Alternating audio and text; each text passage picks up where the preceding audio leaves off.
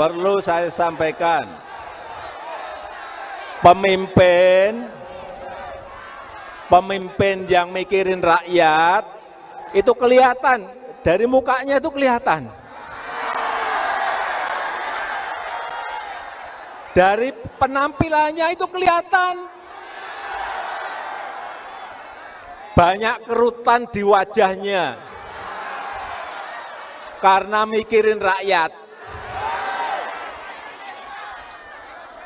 Ada juga yang mikirin rakyat sampai rambutnya putih semua, ada.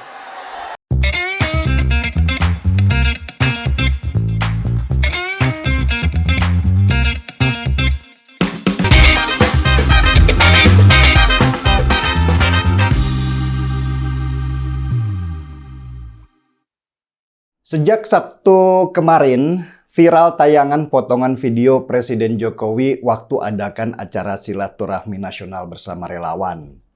Dalam video itu, Jokowi menyebut kalau calon pemimpin yang benar itu yang wajahnya berkerut dan rambutnya memutih karena memikirkan rakyatnya. Rame orang yang bicara bahwa yang dimaksud itu adalah Ganjar Pranowo, Gubernur Jawa Tengah. Tapi apakah itu benar? Benarkah Presiden Jokowi sudah menunjuk kriteria orang yang menjadi calon penggantinya? Atau itu Presiden hanya kepleset lidah saja dan dipelintir kemana-mana seolah isi pidato itu hanya untuk Ganjar Pranowo? Untuk menjawab itu kita harus melihat kepingan demi kepingan puzzle dulu sebelum bisa memutuskan benarkah gambar besar itu adalah seorang Ganjar.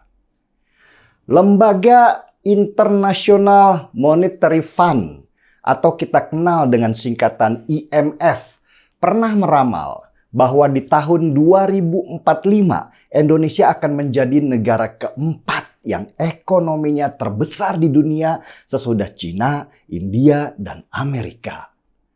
Ramalan lembaga dunia seperti IMF ini bukan seperti ramalan dukun yang pakai doa-doa ya, tapi berdasarkan perhitungan matang lewat angka pertumbuhan ekonomi, jumlah penduduk, dan segala macam lah. Lewat perhitungan yang rumit itu, IMF baru menegaskan kalau tahun 2045 nanti Indonesia punya potensi jadi negara keempat yang ekonominya terbesar di dunia. Apakah itu mungkin? Sangat mungkin. Apa sebenarnya kurang Indonesia sih? Negaranya besar.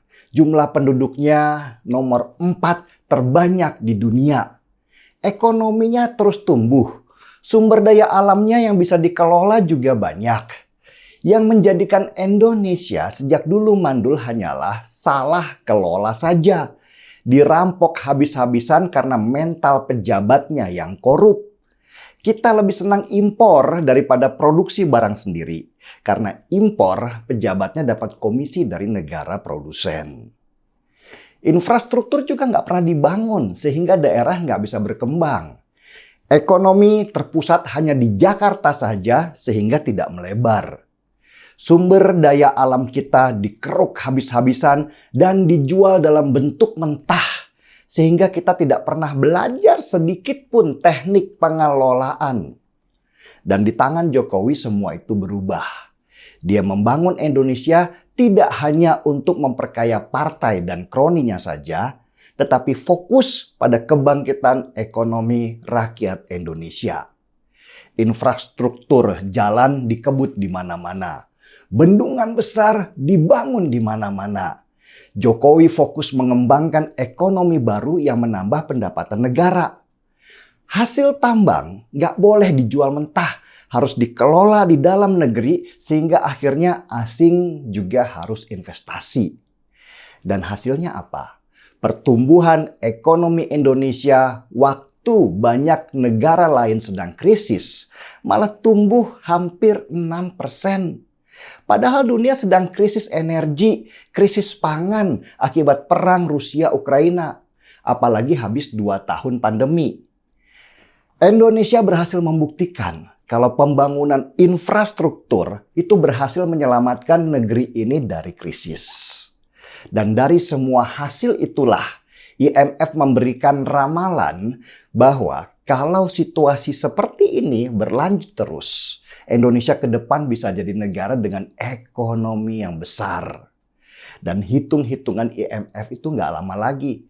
Tahun 2045 atau 23 tahun dari sekarang. Tapi semua itu tentu dengan syarat. Sekali lagi, dengan syarat. Kalau pembangunan pondasi ekonomi kita itu berkelanjutan.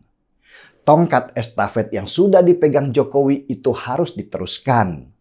Kalau kita salah memilih calon pemimpin selanjutnya, Indonesia bisa mundur lagi bahkan balik ke titik nol karena salah kelola. Ekonomi kita bisa dikuasai lagi oleh oligarki yang lebih senang memilih pemimpin karena pencitraan. Karena dengan begitu mereka bisa merampok lagi dengan tenang. Satu lagi, ibu kota negara baru atau kita kenal dengan singkatan IKN. Dibangunnya IKN ini bukan karena Jokowi pengen meninggalkan legacy saja, tapi lebih karena ingin membagi sebaran ekonominya ke daerah. Selama ini Jakarta lah yang menjadi pusat segalanya. Dan ini jelas salah karena ekonomi akhirnya jadi tidak merata. Dan dengan dibangunnya ibu kota baru di Kalimantan, maka otomatis ekonomi Kalimantan juga akan tumbuh besar. Permasalahannya adalah kalau nanti pemimpin baru nggak meneruskan pembangunan IKN, bisa jadi IKN itu akan seperti hambalang baru, jadi bangunan berhantu. Pusat ekonomi kembali akan ke Jakarta dan daerah akan kembali gigit jari karena nggak dilirik oleh investor. Jadi pidato Jokowi pada waktu acara silaturahmi relawan itu menjadi sangat penting.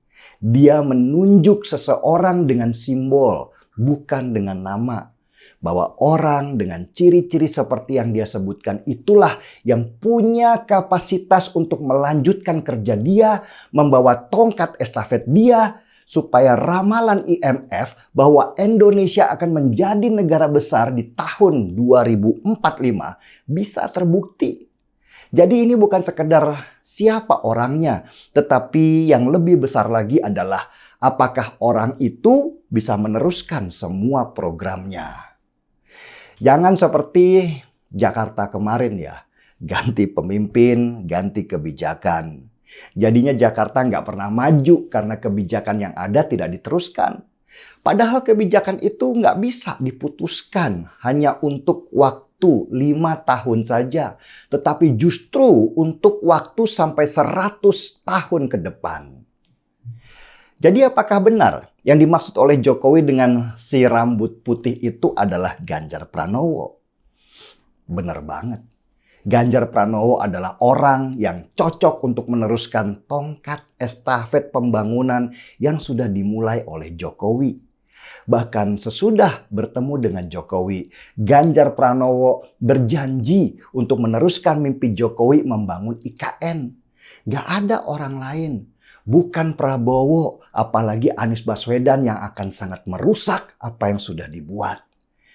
Anies tipikal pemimpin yang jago teori tetapi lemah di eksekusi. Dan bahayanya, biasanya pemimpin yang lemah akan menutupi kelemahannya dengan pencitraan besar-besaran. Dan salah satu pencitraan yang berbahaya adalah dengan membawa agama di dalam politik praktis. Dengan pernyataan rambutnya putih, itu sudah sebuah kode supaya para relawan mulai merapatkan barisan. Supaya para partai yang punya kunci untuk mengusung calon presiden juga mulai paham kemana arah kompas yang ditunjukkan. Dan dengan begitu, persiapan untuk mengusung sang suksesor bisa dilakukan. Sekaligus pernyataan rambut putih itu menegaskan kepada PDI Perjuangan kemana Jokowi akan berpihak. Dengan begitu diharapkan tidak ada lagi perpecahan di dalam tubuh partai. Dan tentu sajalah Jokowi berani mengucapkan rambut putih itu karena sudah dapat restu dari Bu Mega. Bu Mega bisa jadi nabok pakai tangan orang karena Puan anaknya sendiri dia juga nggak mau langsung konfrontasi. Tapi Bu Mega sadar, Puan belum cukup pengalaman untuk memimpin negara sebesar Indonesia. Dan Ganjar Pranowo adalah pilihan terbaik sekarang ini kalau ingin PDI Perjuangan tetap ada di dalam kekuasaan. Makin terang sudah kemana arah telunjuk Jokowi diberikan. Itu seperti komando bahwa sudah saatnya kita bersatu untuk mendukung pilihan Jokowi. Dan ini sekali lagi bukan masalah pilih siapa, tetapi memilih mau jadi apa Indonesia ke depan. Memilih pemimpin yang benar itu penting sekali karena dia nanti yang akan mengarahkan kapal besar bernama Indonesia ini mau kemana? Mau berlayar dan bersandar ke pulau impian atau malah karam di tengah lautan? Sejak awal saya sudah memilih Ganjar Pranowo. Dan komando Jokowi makin memperkuat apa yang sudah menjadi keyakinan.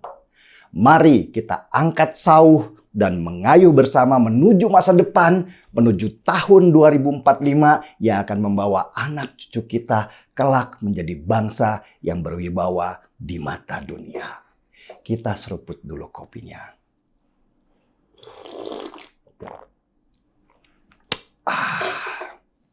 Markiwal. Mari kita kawal. Saya Denny Siregar, kita di acara Timeline.